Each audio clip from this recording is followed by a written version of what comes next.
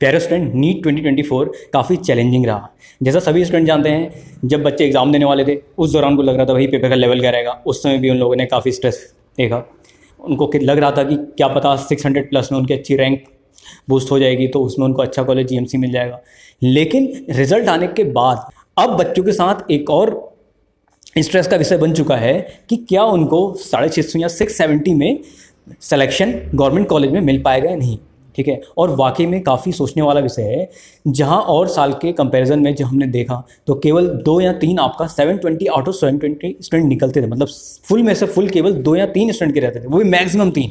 ठीक है, 2 रहते थे आपका। ठीक है, उसमें भी कोई पेपर में जैसे आपका कोई अगर किसी को बोनस मार्किंग मिली हुई है तो उसके पहुंचते थे 720। बोनस मार्किंग का मतलब ये नहीं होता है कि ऑड उसमें आपका नंबर का डिस्ट्रीब्यूशन। ठीक है, तो इस बार जो है काफ़ी चीज़ें देखने को मिली हैं, तो स्टेप बाय स्टेप इसको डिस्कस करते हैं। ठीक है, तो सबसे पहले कुछ इससे पहले जब मैंने वीडियो बनाई थी आप लोगों के लिए, मैंने ये कहा था कि आखिर कितने मिनिमम से मिनिमम नंबर में जीएमसी आपको मिल जाएगा या ऑल इंडिया काउंसलिंग के थ्रू बच्चों को आपका जीएमसी अलॉट हो जाएगा। तो उसमें आपने देखा होगा, जिन बच्चों ने नहीं देखी उनको देख लेना। तो मैंने जो कट ऑफ बताई थी वो बताई थी 615 +-5। +-5 का मतलब ये है जो बच्चे ऑल इंडिया काउंसलिंग के थ्रू जाते हैं तो 620, अगर प्लस करते हैं 615 में 620, अगर माइनस करते हैं 610, इसमें आप लोगों को जीएमसी अलॉट हो जाएगा। ठीक है, अब हम सभी जानते हैं कि जो आपका ऑल इंडिया सीट्स हैं आपकी गवर्नमेंट की, वो 8,500 से 9,000 सीट्स हैं। ठीक है, उससे ज़्यादा तो है नहीं, लेकिन देने वाले एप्लीकेंट जो हैं आपका 23 से 24 लाख बच्चे हैं। ठीक है, अब बच्चों को डर ये लगता है, बच्चों का फिर तो यह है कि क्या कहते हैं 23 से 24 लाख बच्चों में कि आखिर कौन कौन गवर्नमेंट सीट गेन कर पाएगा, ऑक्यूपाई कर पाएगा। ठीक है, तो ये अभी विषय नहीं है, ये सब्जेक्ट नहीं है कि आखिर किसको मिलेगा किसको नहीं मिलेगा। यहाँ पे बात चली है कि 650 आने के बाद भी जो बच्चों ने 650 नंबर गेन किए हैं, 650 प्लस गेन किए हैं, वो भी इस समय स्ट्रेस में हैं कि उनको गवर्नमेंट सीट्स मिल पाएगी या नहीं मिल पाएगी।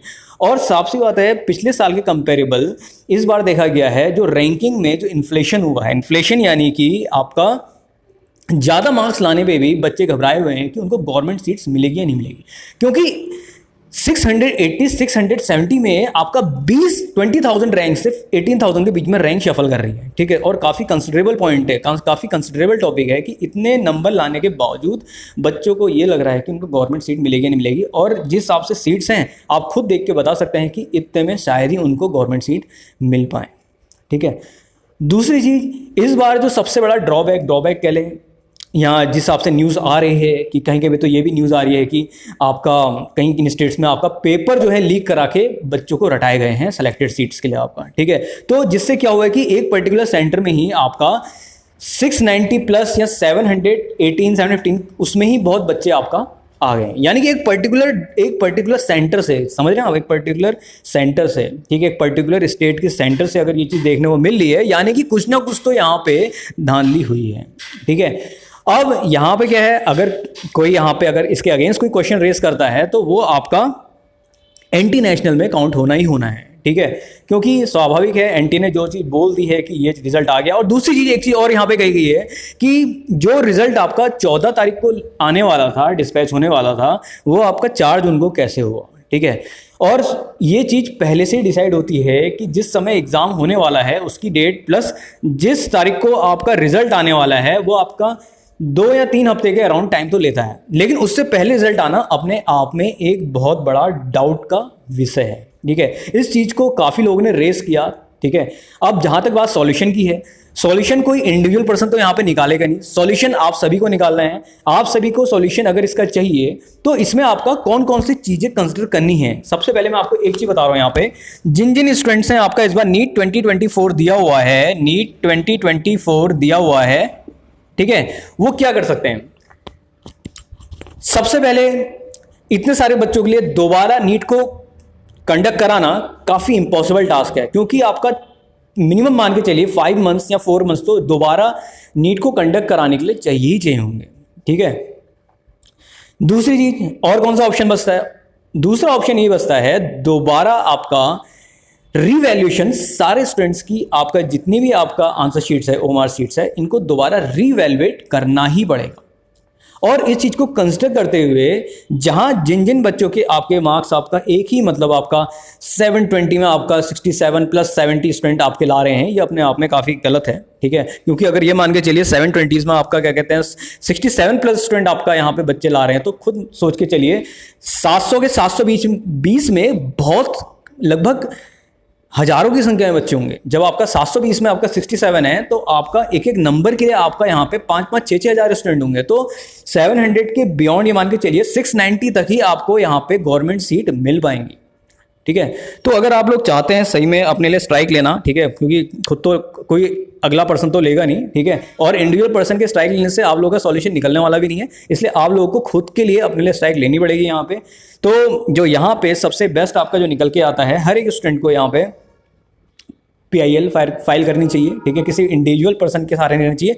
और PIL के साथ साथ आप लोगों को फोर्स करना चाहिए जो OMR शीट है, क्योंकि OMR शीट आपकी डिस्पोज तो की नहीं गई है, ठीक है, उसको रीवैल्यूएट किया जाए और उसके बेसिस में दोबारा आपका वहां पे मार्क्स का डिस्ट्रीब्यूशन हो, ठीक है। और एक पर्टिकुलर जोन में अगर सेम मार्क्स आ रहे हैं तो उसकी आपका इंस्पेक्शन करवानी चाहिए, ठीक है, क्योंकि ऑल इंडिया एंट्रेंस एग्जाम है। अगर इसमें ऑल इंडिया एंट्रेंस एग्जाम में ऐसी धांधली देखने को मिलती है तो ये बहुत बड़ा चिंता का विषय है, ठीक है। स्टेट में तो सुनने में आता ही था, स्टेट में आपका कितने आपका स्टेट में सुनने में आता है, आपका जम्मू कश्मीर हो गया, केरला हो गया, तेलंगाना हो गया, उत्तराखंड हो गया, तो काफ़ी स्टेट में सुनने में आता है। लेकिन ऑल इंडिया एंट्रेंस एग्जाम में अगर ऐसी धांधली देखने को मिल रही है तो काफ़ी चिंता का विषय है। और जो जो लोग इसमें इन्वॉल्व हैं उनको सीधे आपका एक स्ट्रिक्ट एक्शन लेना चाहिए, ठीक है। बाकी आप लोगों की क्या राय है इस बारे में डेफिनेटली बताइए। इससे रिलेटेड मैं आपका और भी यहाँ पे वीडियो लाने वाला हूं जो आपके लिए काफ़ी हेल्पफुल रहेगी।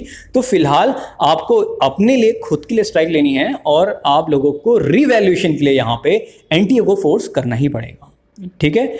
अगर आप लोगों को लगता है NTA से कोई रिस्पॉन्स नहीं मिल रहा है तो सबके सबको एक साथ यूनिटी बना के आपका सुप्रीम कोर्ट में याचिका दायर करनी पड़ेगी, ठीक है। बाकी आप लोगों को और क्या जानना है और क्या आप लोग जानना चाहते हैं, हाँ, जो ये वाला चैनल है बेसिकली बनाया गया है कॉम्पिटिटिव फिजिक्स एंड मैथ्स के लिए। तो आप लोग यहाँ पे कॉम्पिटिटिव सब्जेक्ट्स आपको मिलते रहेंगे स्टेप बाय स्टेप।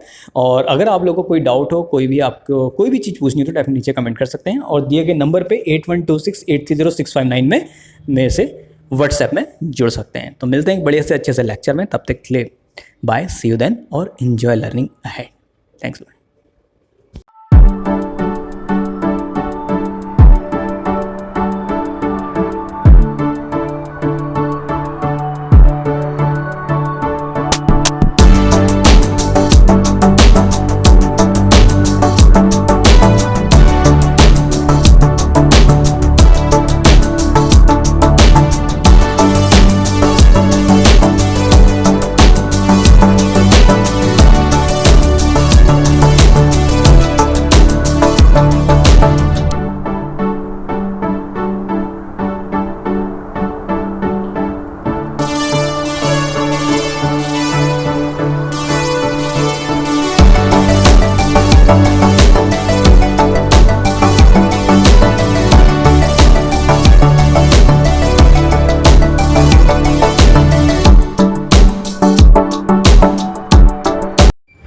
प्यारे स्टूडेंट, नीट 2024 पहले तो चैलेंजिंग था ही। जिन बच्चों ने एग्ज़ाम